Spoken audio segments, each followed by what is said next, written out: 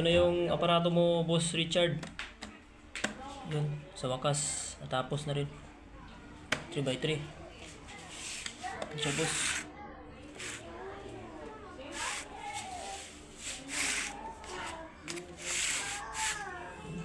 Ilalim, with high and low. Testing natin sa sanga. Yung sanga ng bulaklak. Kasi nasira yung ano ko, halogen bulb. Kabit sa battery. Automatic na yung fan niya. Automatic na umaandar. Yung laman sa loob ko. 3x3 yan. With reverse polarity. Subukan natin yan ngayon kung magana ba yung reverse niya. Yung tunog. Hina lang.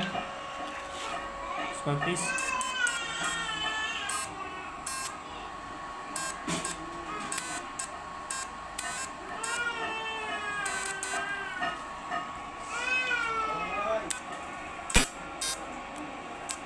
Nakalo, lagyan sa high.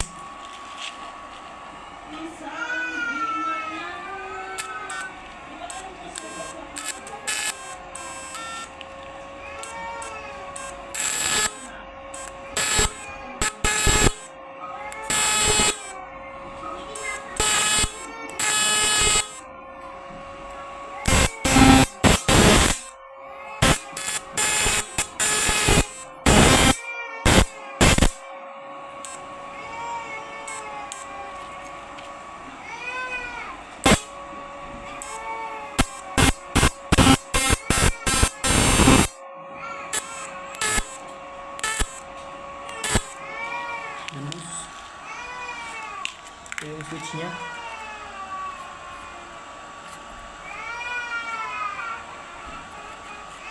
Bago na lahat, bossing. Mga ano niya, isa niya bago lahat. Ito yung PC, fan, transformer, capacitor.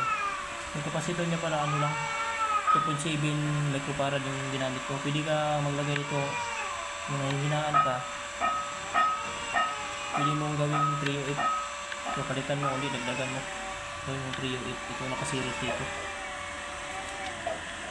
2.7 lang to. Pwede mong gawing 308. Para sa akin, okay na itong ganito. 2.7, mahina. Try. Tagina na kurinti ako. Mahina lang sa ano, battery. Yan boss. 2.7. May indicator light na pala to. Dito.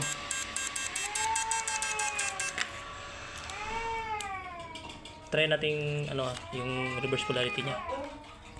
Yung negative na battery kinabit ko sa positive, tapos itong sa negative positive. Yun. Pindot. Yun. Walang pumuputok. Walang nangyayari. Effective yung ano ko. Reverse polarity.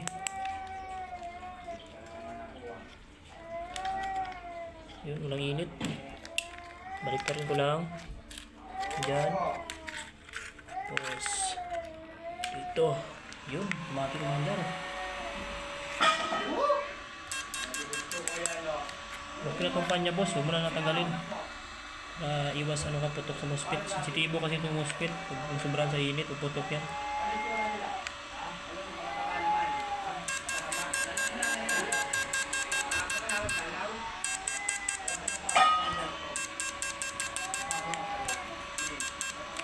Yun lang boss, i-ano ko ngayon. I-ano ko muna to. Ibalot ko tapos punta na akong GNT. Pa-shipping ko to.